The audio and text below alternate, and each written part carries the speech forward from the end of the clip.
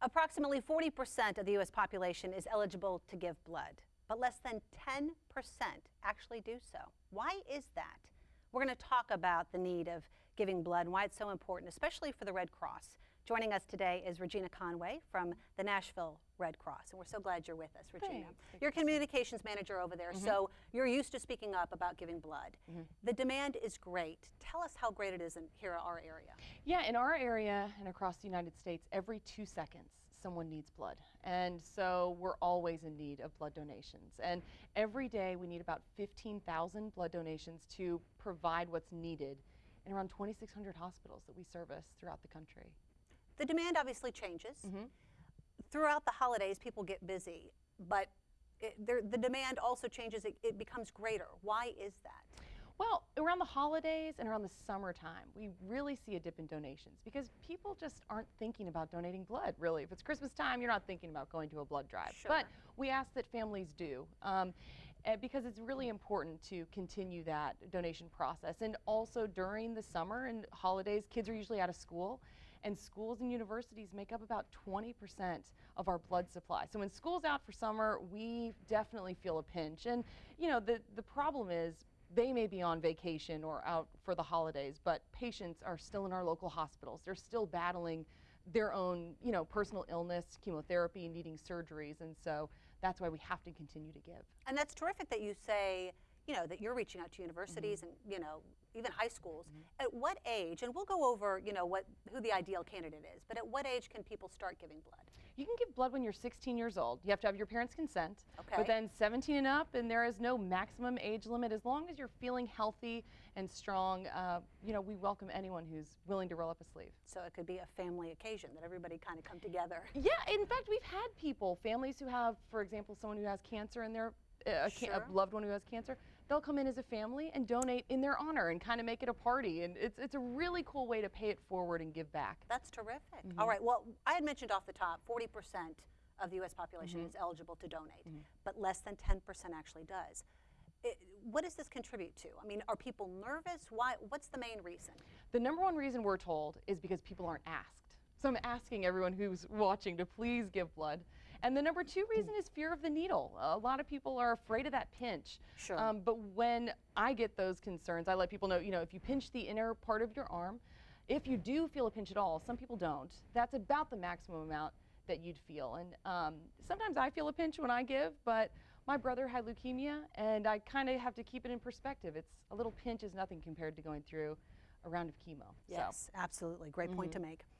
Let's talk a little bit about how the blood donations are used, because what some people might not understand is that you all break the blood donations up into different components. Explain that a little bit if you don't mind. Sure. So there are a lot of components in your blood, obviously, but the 4 main components that we break it down into are whole blood, red blood cells, plasma, platelets, and cryoprecipitate. So whole blood is typically used in traumas or in surgeries.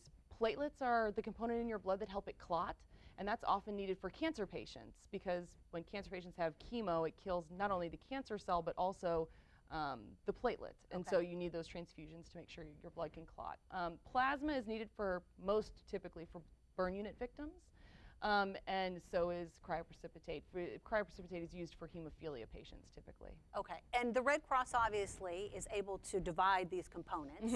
You give blood, and then kind of behind the scenes, you all are doing that work and then spreading it out to clinics or hospitals or whoever has the greatest needs. Right. Is that correct? Yes, it is. We work closely with local hospitals and hospitals throughout the country to make sure that specific units are there for specific patients. Sometimes we have very rare blood types that we have to match and work as a Red Cross system to make sure that unit is there for the patient. Okay, can someone come in to donate and say, I only want to donate platelets? They can. You can, yes. You can donate platelets, and we call that process apheresis. It's very different from donating blood. It's the same requirements basically to donate blood, but when you donate blood, the donation process alone is you have a needle in one arm and it takes only about 7 to 10 minutes. Platelets is more involved. It's 2 arms and it takes about 2 hours. But we have people who donate platelets every single day, and it is amazing to me because people are willing to do that and sit there and it really helps save a lot of lives when you donate platelets. Do you see a lot of the same people coming back Yeah, and donating? we have regulars, and they always have the best stories because sure. for someone to sit and give, they really understand. They understand the importance, and they usually have loved ones who have needed it to survive. Yeah. Regina, let's talk specifically about blood types, because something that I think a lot of people, I mean, a lot of people don't even know their blood type. So it's always important to know your blood type for various reasons. But as far as going to the Red Cross and being able to donate, talk specifically when it comes to blood type, which one is the most common and which one maybe is most in demand? O positive is the most common blood type, but O negative is the universal blood type, which means anyone can receive O negative blood. So that is the one that's in the most demand because we want to make sure we have O negative blood on the shelf when there are emergencies in our community. For example, if you go through a traumatic situation, a physician may not have time to test your blood type and match you up. Anyone can just receive O negative on the spot. So a prime example, we keep O negative units on Vanderbilt's Life Flight because we know those patients are in a trauma situation, will likely not have time to get matched with a certain blood type. So that's why we constantly are talking about O negative blood donations, and they're needed. But really all blood types. We use every single blood type. We break it down, and there are so many different, there are so many different components in your blood. We have to make sure certain matches are there for certain people, so everything's needed. We should point out, though, for those folks who have A or B, don't not give just because you think, oh, well, it's not common or it's not in demand. Because really, any kind of blood type you all will take, and it's going to be needed. Oh, yeah, absolutely. Absolutely. We provide blood to all the local hospitals in Middle Tennessee, Southern Kentucky, parts of Missouri and Illinois. There are a lot of people out there who need help, and you're right, every blood type is needed. Does blood expire? It does. Oh, okay. It does. So all three, the three main components, blood, platelets, and plasma all have shelf lives. Blood is refrigerated. We keep it on the shelf for 42 days. Okay. That's why we're always in need, because it's bad after 42 days. Plasma can be frozen and stored for up to a year, and platelets can only be kept at room temperature for 5 days. Wow. So for 5 days, and then we just need more donations. And a chemo patient, for example, can go through a couple units of this stuff per treatment. So when you think about it, it takes one donor 2 hours to give 1 unit, and a cancer patient can go take through the entire thing. Oh, yeah. It's really remarkable. So platelets are an unsung hero, I feel, in the blood community, and something that people should really consider. Sure. The Red Cross is really good about getting out to the media's attention, that you're holding blood drives and that kind of thing. But that's pretty much, you guys have an open door year-round.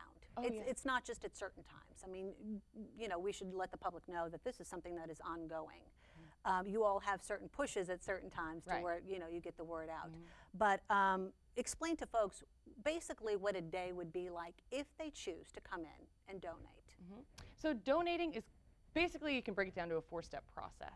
You check in, you show your ID, your driver's license, your donor card if you have one. And then you go through a health history exam when we'll take your blood pressure, we'll check your iron levels, check your temperature, and just make sure you're feeling healthy. We ask you some other questions about travel, things like that, to make sure you're eligible. And then you donate blood, if you're donating blood, for example, and 7 to 10 minutes is about how long it takes to just give blood. And an insider tip is to drink room temperature water. If you're hydrated prior to, can help things flow a little quicker. And then once you're done, you enjoy refreshments, you sit down, and you get to kind of reflect on the fact that you really helped save a life. As corny as it may sound, you truly did in that 10 minutes. You gave someone a chance. And you're pretty much on, we've seen them on the recliners or on kind of, the beach you can chairs. lay down, you kind of relax. I mean, that way for people who feel like I'm going to get lightheaded or I don't know if I'm going to, faint or pass out. I think that's, a fear of a lot of people too.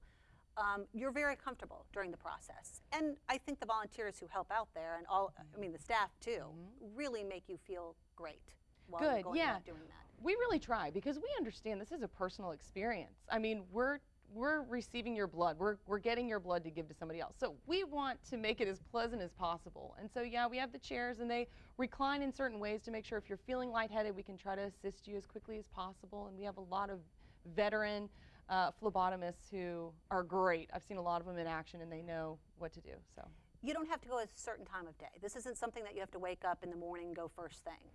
Not necessarily. It depends on what time the blood drive is during the day. You know, Okay. if there's a blood drive or our blood center is open, you just want to go during operating hours. Okay. Let's also talk a little bit about folks who might be interested, how they go about doing so, because it's not just a, hey, I'm going to walk in today and go give blood. I mean, do they call ahead of time? How do you get your donor card? All of that information. My favorite way, and a way that a lot of people do it, is to go to our website, redcrossblood.org. You can type in your zip code of your home, work, church, whatever is most convenient for you, and find a list of scheduled blood drives in your area. You can sign up, schedule an appointment so you're in and out. You can also call 1-800-RED-CROSS and schedule your appointments. A human will pick up the phone and talk to you, or you can download the blood donor app and schedule your appointment that way.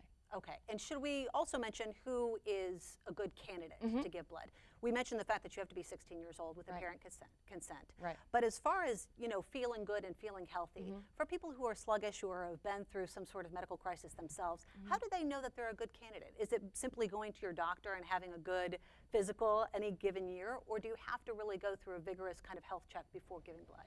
We want to make sure you're pretty healthy, because the patients we're providing your blood to need, you know, they're in a compromised situation. So the best thing to do is to go to redcrossblood.org. There's a full page of eligibility requirements that you can read over before you even sign up. So we don't want to waste your time. So if you want to read over that, that's wonderful. We want to make sure you're, like you said, 16 with parents' consent, 17 and up, weigh at least 110 pounds, and are just feeling good. If you're feeling good and strong, come on in. All right, and you guys are all over social media, I know, too. Oh, yes. So you ring the bell and That's make sure right. people know We do. that you're around. Regina Conway, thanks so much. I mean, for folks out there who maybe have not done it before, it is a very rewarding experience, and for all the great information you gave today, we appreciate your time. Thank you.